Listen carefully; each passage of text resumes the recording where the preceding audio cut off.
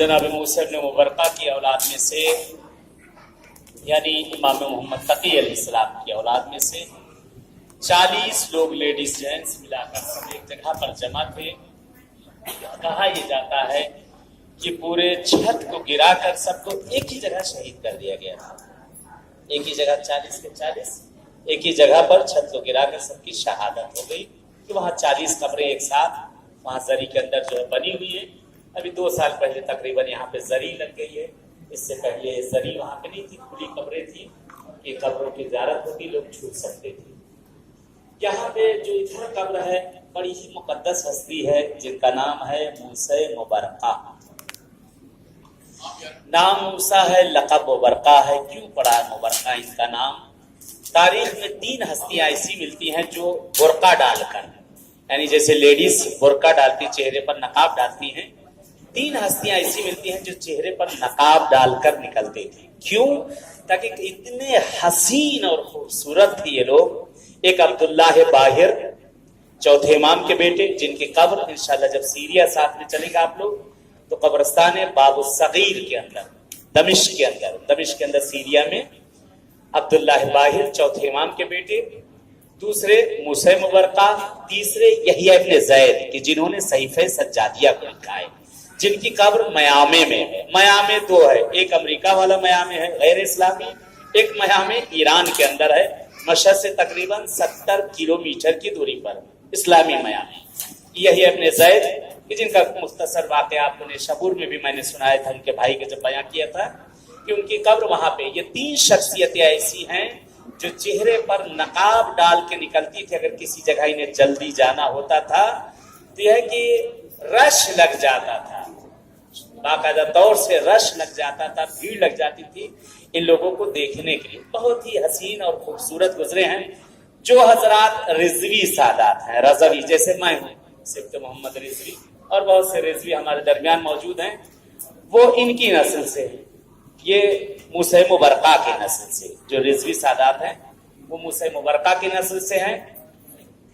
मूसा मुबरका इमाम मोहम्मद तकी के फर्जंद, नकीब उम के भाई कि बहरहाल पूरा शजरा होते, सईद सुलेमान, सईद अरजानी, कौन होते ये पहुंचता है मूसा मुबरका। फिर इसके बाद होते होते इमाम तकी, ऐसी आगे बढ़ते बढ़ते इमाम रज़ा अलैहिस्सलाम इला आखिर कि वो शजरानामा जो इनका आपका वहां से ऑफिस से हो सकता है आपको मिल भी जाए, जो रिजवी सादात चाहते हैं। नहीं तो वो सामने दीवार के ऊपर शजरा लगा हुआ है, इनका पूरा शजरा सामने उस तरफ, मेरे बिल्कुल सामने एकदम शजरा बीच में लगा हुआ है। वहां से आप लोग देखना चाहेंगे इनका शजरा वगैरह वहां।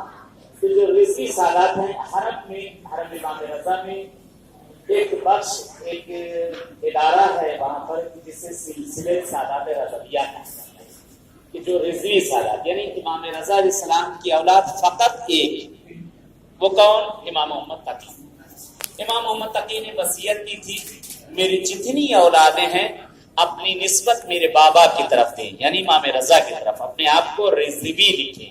यानी दरअसल हम लोग रिजवी लोग तकवी भी हैं और रिजवी भी हैं। मेरी नस्ल, मेरा भी शजरा हरम में मौजूद है। तकरीबन 32वीं नस्ल मेरी जाकर इनसे मिलती है।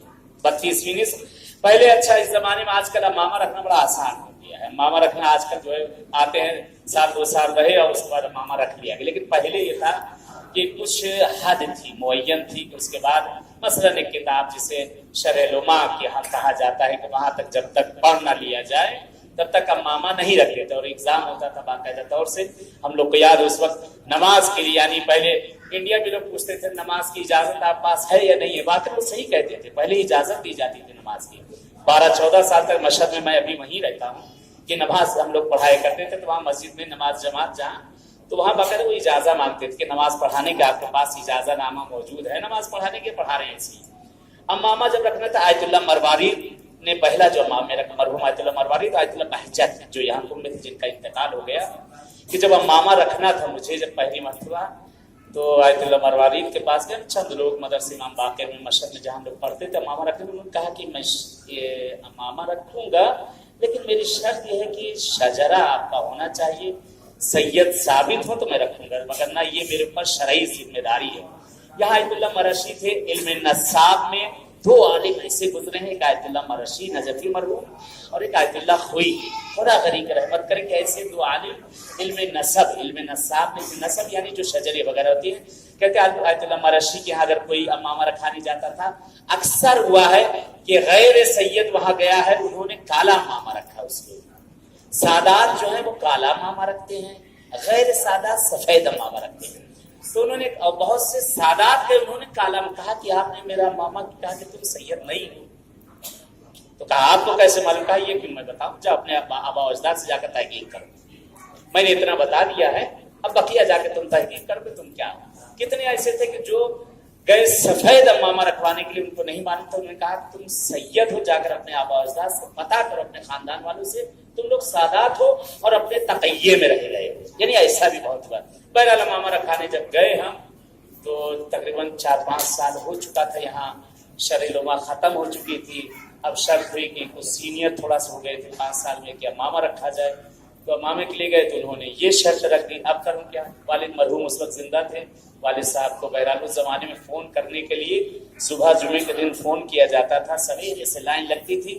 آج کے موبائل کا زمانہ تو تھا نہیں, فون وہی گھر والے جو چلتے تھے, موبائل والا تو تھا نہیں. کسی کے محلے میں, جیسے ہمارے محلے میں کسی کے ہم فون ہے تو فون کر کے بتا دیتے تھے بارتا سے کہ اتنے گھنٹے بعد فون کریں گے, ان کو بلوا دیجیے وہ آ جائیں. تو اس وقت یہ اس طرح سے بڑا عجیب و غریب تھا. تو بہرحال والدہ کو فون کر کے جو ہے بہرحال بلوایا, ان سے کہا کہ اس طرح سے یہاں ہے کہ شجرہ چاہیے, یہاں کہا گیا. تو بہرحال انہوں نے ابا سے پتا کیا, کہا کہ شجرہ وجرہ کہاں, کیا پتا کہاں شجرہ وجرہ ہے. تو بہرحال کہا شجرہ نہیں تو ماما نہیں رکھا جا سکتا. تو بہرحال والد صاحب نے کہا کہ ہم لوگ اس لیے دیہات کے رہنے والے تھے, والد صاحب کہہ رہے بابو ہم لوگ ایک دم کھری ہڈی والے ہیں. تو میں ابا کیسے پتا چلے کھری ہڈی والے, کچھ تو کھری ہڈی کا ہونا چاہیے, کیسے پتا چلے کھری ہڈی. تو بیچارے انہوں نے بہرحال خاندان میں ہم لوگ کے یہاں کسی کے یہاں گھر پہ شجرہ کہا کہ فلاں کے یہاں موجود, اگر وہ دے دے, ان کے یہاں شجرہ پہلے وہ کھال پہ شجرہ لکھا جاتا تھا. مثلا میں نے اپنا نام لکھا اور اس کے بعد میرے جو بچے ہیں میں نے ان کا نام لکھا, انہوں نے اپنے بچوں کا لکھا. ایسے ایسے ایسے ہوتے ہوتے ہوتے ہوتے وہ معصوم تک پہنچتا تھا. معصوم کا شجرہ نامہ ایسے ہی معصوم سے ہوتے ہوتے انہوں نے اپنی اولاد کسی 4 2 3 جو ہوتے ہوتے ہوتے ہوتے ایسی شاخ اس میں نکلتی چلی جاتی تھی. بہرحال وہ شجرہ ملا, شجرہ لے کے آئے, اس میں کچھ تو دیمکیں کھا گئی تھی. بہرحال کچھ بچے کچھ اوپر والے نام تھے, یعنی تقریباً 6 نسل تک اگر اوپر کے نام ہیں تو بقیہ یہ خود نکال لیتے اگر اوپر والے نام موجود ہیں. تو بہرحال وہ شجرہ دیا گیا, آستانے میں لے جا کر, حرم میں لے جا کر میں نے دیا, تو جہاں پہ شجرے چیک کیے جاتے ہیں. شجرے چیک کرنے میں قید یہ ہے کہ 10 علم نصاب کے عالم, علم نسب کے عالم 10 کے 10 کی مہر ہونا ضروری ہے. 10 کے 10 آدمی اس میں تائید کرے, اس کو کہیں کہ ہاں یہ صحیح ہے. اگر 9 نے کیا تو گیا, یعنی پورا 10 کا 10 کا ہونا ضروری ہے. بہرحال شجرہ دے کے چلا آیا. 1 سال گزر گیا, 2 سال گزر گیا, 2.5 سال گزر گیا. ایک دن ابا کو ایسے میں نے فون کیا والد مرحوم کرنے کا, ابا آپ کہتے تھے ہم لوگ کھری نسل والے ہیں, کھری ہڈی والے ہیں. ابا کون سی کھری ہڈی ہے. 2.5 سال گزر گیا, شجرہ وجرہ سب چلا گیا, ہم لوگ بنے ہوئے سید ہیں. بیچارے مرحوم رونے لگے. بہرحال تقریباً لگ بھگ یاد ہے مجھے 3 سال بعد سلسلے سادات رضویہ سے فون آیا. ماما نہیں رکھوایا میں نے, ماما نہیں رکھوایا, اصلا گزر گئے تقریباً 5 سال, وہ 3 سال ادھر گزر گیا, ماما نہیں رکھوایا. تو سلسلے سادات رضویہ سے وہاں سے فون آیا کہ آپ آئیے, آپ سے کام ہے, اور آپ کا شجرہ یہاں رکھا, اس کو لے جائیے. میں گیا بہت ڈرتے کہ شاید لگ رہا ہے 2.5-3 سال بعد شجرہ کہیں کوڑے اوڑے میں رکھا تھا, مل گیا ہے. شجرہ اٹھاؤ اور یہاں سے لے جاؤ, جگہ چھکائے ہوئے. بہرحال یہاں سے منتیں مرادیں مولا کے دروازے کے سامنے سوتے ہوتے مولا. بہرحال وہاں پہنچے, وہاں پہنچنے کے بعد بہرحال آگئے بدی وہاں تھے, اس کے مسئول وہ زندہ تھے اس وقت. آگئے بدی نے جو ہے مٹھائی لا کر دی, کاٹو تو جس میں خون نہیں, وہ کہتے ہیں بکرے کے سامنے جو ہے قربانی کے بکرے کے سامنے لے جا کر پانی دینا اور اس کو کھلانا, کہا اس کے جسم میں جانے والا. بہرحال وہ مٹھائی کھائی اور اس کے بعد بیٹھا رہا. بہت دور سے کہنے لگا ایسا ہے آپ کا وہ بھی بڑے شوخ مزاج اور مزاحیہ ٹائپ کے تھے. کہنے لگے وہ آپ کا شجرہ رکھا ہوا, اس کو لیجیے اور جائیے. ارے بھیا پیر کے نیچے سے زمین کھسک گئی کہ اٹھائیے اور جائیے. جو سوچا تھا یہ تو وہی ہو گیا. بہرحال بہت آنکھ بھر گئی تھی آنسو سے کہ خدایا یہ کیا ہو گیا. تو جانے لگ, کہنے اچھا رکو. बैठे, उसके बाद कुछ हदिये तोहफे आए, खुश हो गए। मैंने कहा क्या क्या आ रहा है? कुछ हदिये तोहफे मिले, कुछ चीजें मिले। कहने मुबारक हो तुम्हें। हमने कहा किस चीज की मुबारक? के शजरा मिल गया है। कहने मुबारक हो कि तुम्हारा शजरा कबूल हो गया है, तुम इमाम की नस्ल से हो। और उसके बाद शजरे पे पूरी सब सारी मोहरें लगी हुई, शजरा टाइप किया गया। हरम वालों ने उस शजरे को ले लिया, यानी उन्होंने मुझसे कहा था ले जाओ, लेकिन ले जाने के लिए वो शजरा ले लिया गया। उसकी कॉपी मुझे एक दे दी कि असली शजरा वहीं रख दिया गया। हरम इमाम रजा इस्लाम से वहां से एक फंड है जो खुद उनकी खास औलाद के लिए है। इमाम रजा की खास औलाद को, जो इमाम रजा का खुद अपना पैसा वो उनकी औलाद को दिया जाता है। उसमें मेरे बीवी बच्चों को भी मिलता है, साल में मिलता है। हर किसी को 40,000 तुमान, 40,000 उसकी औकात नहीं। 40,000 इंडिया का बहुत ज्यादा 900 रुपया 800 रुपया बनता है, लेकिन वो 900 हमारे लिए 9 करोड़ से भी ज्यादा है, 9 अरब से भी ज्यादा है, क्योंकि वो इमाम मासूम अपनी औलाद को दे रहा है। वो जाती फंड है इमाम रजा का, जिसमें से उनकी औलादों को दिया जाता है। बहरहाल उस पैसे को उसमें मैं तबरुकन भी रखता हूँ, जो खुद मेरे खानदान वाले हैं उसमें ईरानी पैसा बाज लोग को भिजवा भी देता हूँ, इसको यादगारी रखे रहो ये मौला के यहाँ से मिल रहा है। तो वहाँ बहरहाल यह है कि तकरीबन 32वीं पुश्त जाकर मिली हम लोग की इनसे। इन्हीं का शजरा खाली यहाँ ईरान में कबूल करते हैं। मूसा इब्न मुबरका का अगर शजरा है तो वो कबूल होता, बकिया शजरों के ये लोग कबूल नहीं कर, कबूल कर लेंगे लेकिन हरम की तरफ से कुछ फंड नहीं दिया जाएगा। तो जिनके पास भी शजरे, अपने शजरे वहां मशहद में जमा करना चाहते हैं, जाकर वहां जमा कर सकते हैं कि वो ताइदिया मिल जाए कम से कम कि हमारा शजरा अगर इनकी नस्ल से है तो नस्ल दर नस्ल के लिए ये चीज वहां पर बाकी रह जाए। मूसा मुबरका कहते हैं कि आपकी जो औलादे, फिर उसके बाद उस साहब ने शजरनामा लगा है, उसमें हम लोग की भी नस्लों तक जो जाकर पहुंचते।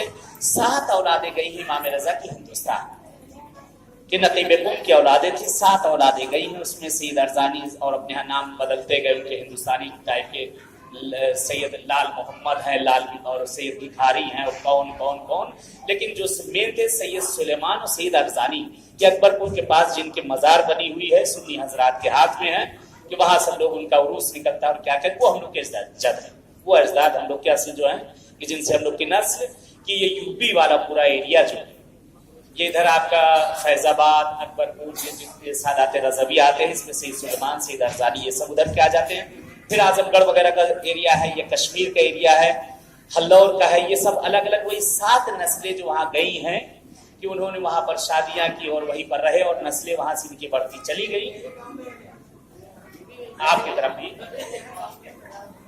हाँ बहरहाल ये देखिए एक और, हाँ ये देखिए एक और वहां से बहरहाल उसी नस्ल के।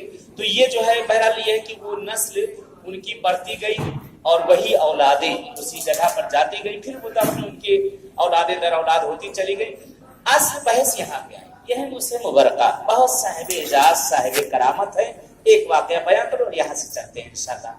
मूसा मुबरका कि जिनके हुस्न की बड़ी तारीफ की जाती, बहुत हसीन थे, बड़े खूबसूरत थे, और खूबसूरती में एक खूबसूरती और कही जाती है, वो है जनाब अली अकबर की खूबसूरती, कि जिसमें कहा जाता है हुस्न यूसुफ जिसके लिए फीका पड़ जाए वह शहजादे की खूबसूरती।